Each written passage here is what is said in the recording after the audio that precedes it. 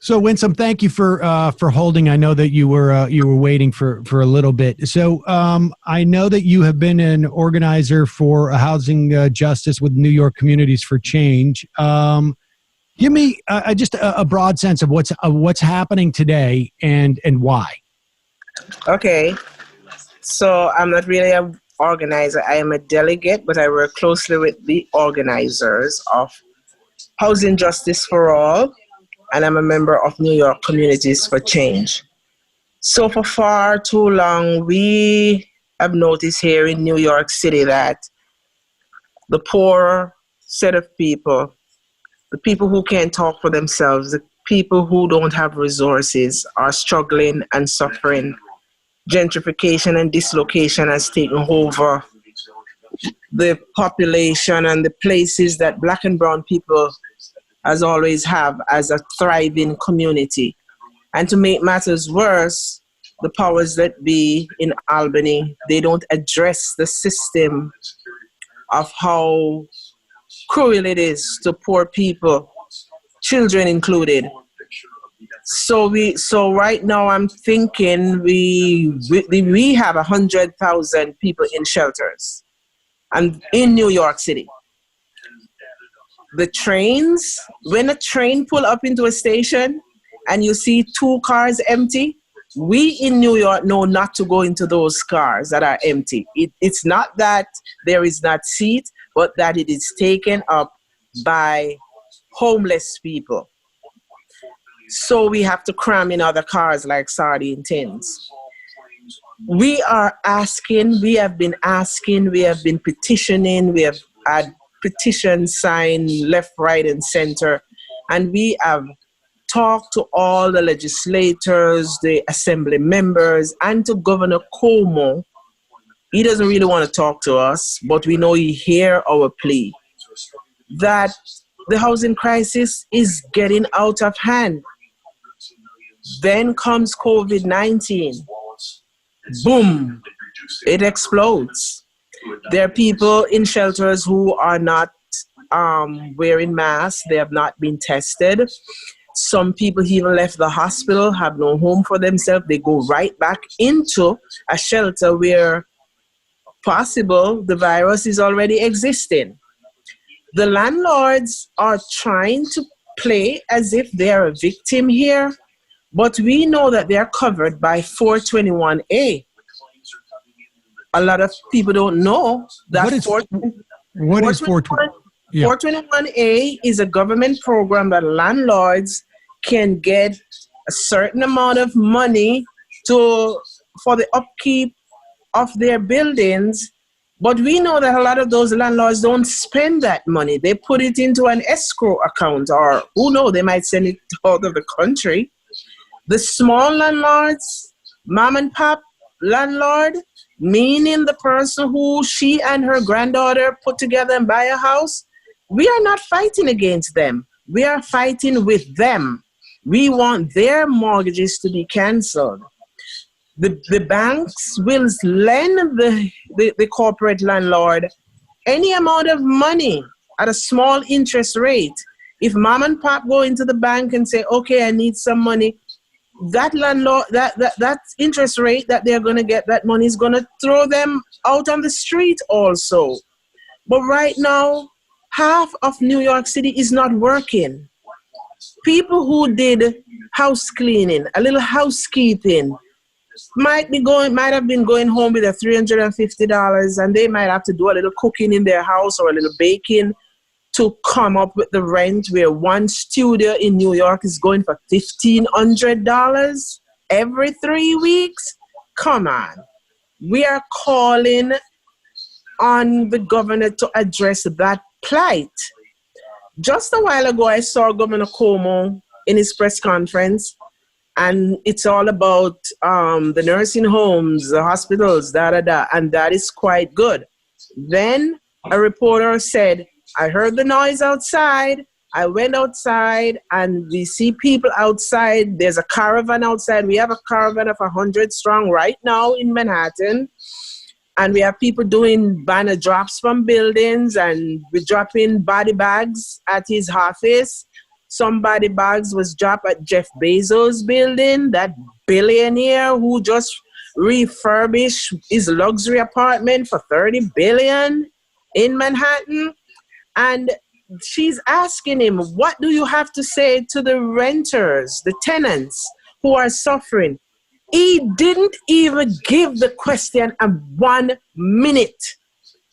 All he said, oh, it's not the first we have protesters. When they're in Albany, they shake the windows. They will always be protesting. But as you know, from now until June, nobody can be evicted.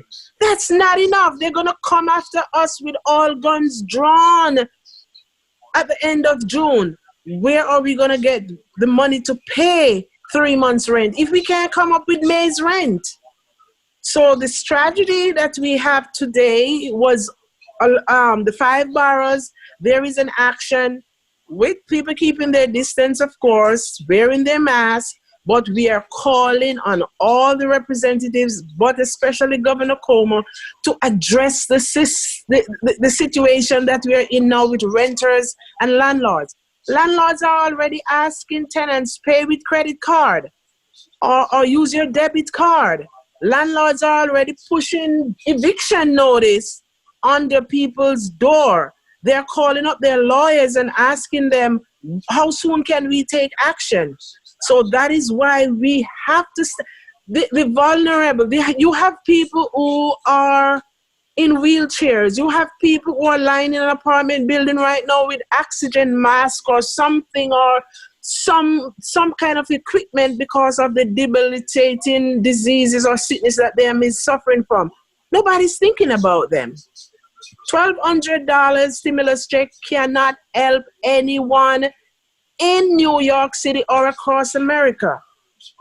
And we're calling on Governor Cuomo in New York to address the system. Winsome, what specifically, if you had the opportunity to introduce a piece of legislation or an executive order, like specifically, what would be the idea? That call on the state to pay the rent, or to simply what, like, tell me exactly what, because I mean, obviously you can say, as the state has, like, you can't, there's no evictions until June. Well, that's great, but it's not like you're building up a war chest of cash that you're going to be able to pay off 3 months of back rent in June, that you're going to be in the exact same situation, except for presumably the landlords are going to have like all of their, their paperwork ready and just to pump it into the system. What should Cuomo do? What should Democrats right now? The thing on the table, 200 millionaires are living in New York and they don't pay adequate taxes.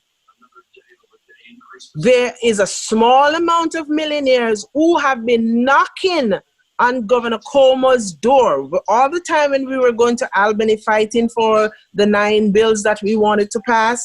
We were coming across a small amount of millionaires, I forgot the name they call themselves now, who were begging to be taxed to pay some more.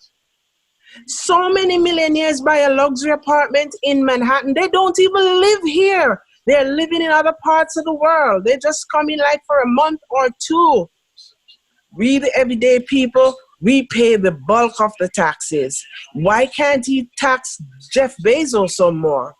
And all the others. And I'm just throwing his name out here because right now we are at his doorstep. We have people at his doorstep right now with body bags because he's not even protecting his workers in the warehouse over in Staten Island. But the landlords can be taxed. And there are people within our organization who have done the work. They have done the homework. And they have shown us in our briefings where they can tax the landlord with all their luxury, their helicopters, their yachts, their planes, and all the money that they have.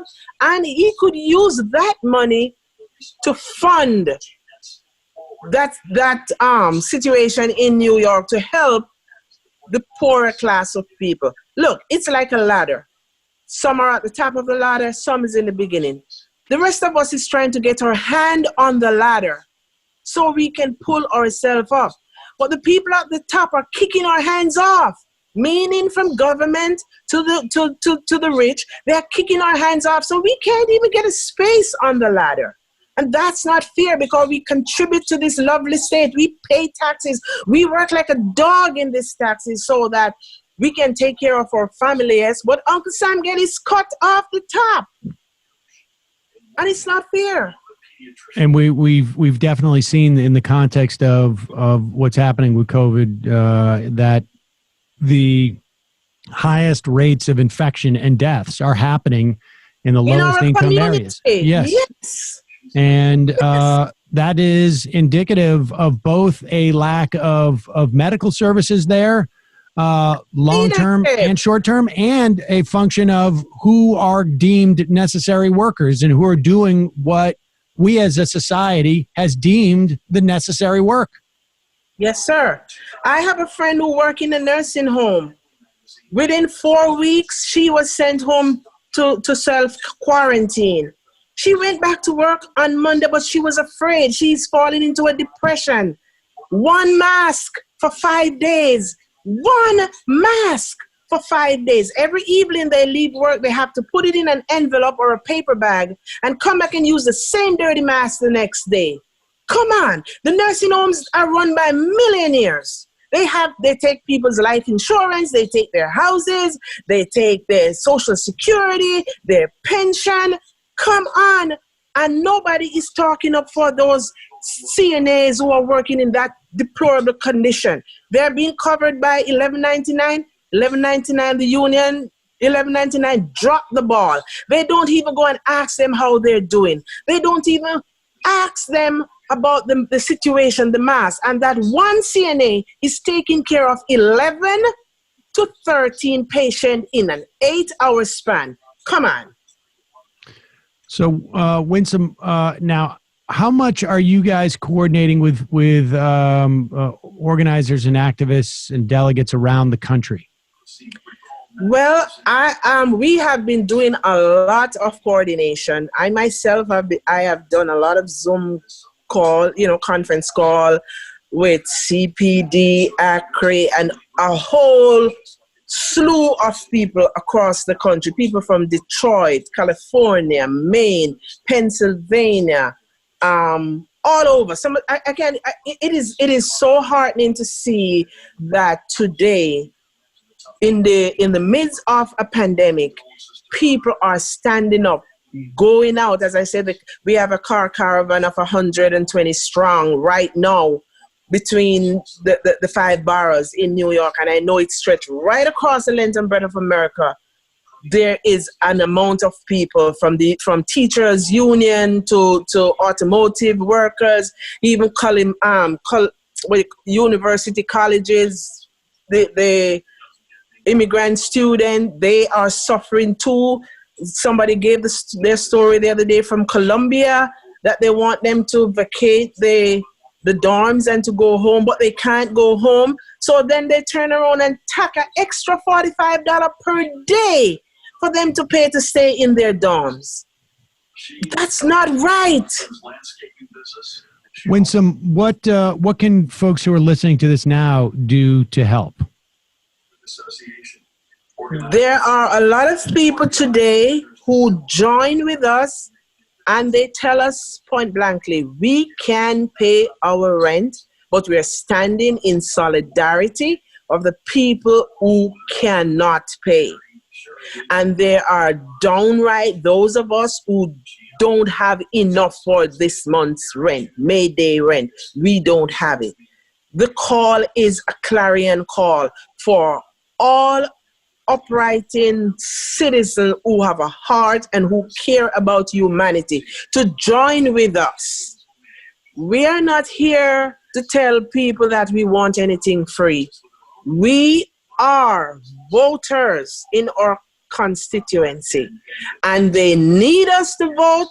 We know our vote is important because the governor is not paying us any mind now, but when it's voting time, he come in the ghetto and knock on doors with us. There was a time when we were on his team. But little by little, we noticed that he's not paying us any money. He went over to corporate and he forget us. So there are people who are joining us, standing in solidarity with the many thousands and thousands of tenants who cannot pay their rent, and the many thousands of children who are in shelter. They cannot go to the refrigerator and throw out a glass of milk. Better yet, they can't do the Zoom class work that the school is now asking them to do in the shelters. And if they're on the street or sleeping on a train with their parents, they really cannot do it. They're human. We are human. We need our elected official to realize the oath that they take to protect us and to look out for our well-being. Well, Winsome Pendergrass, thank you so much for taking the time. Good luck out there. Keep us Thank updated. you. I hope that folks are inspired to join you in this rent strike today. Believe it's getting bigger. It's getting bigger. All right. Well, we'll be in touch and like to hear an update for you, but stay safe. Thank you so much. Thank you very much. And you too. Okay. Thanks for having me. Bye-bye.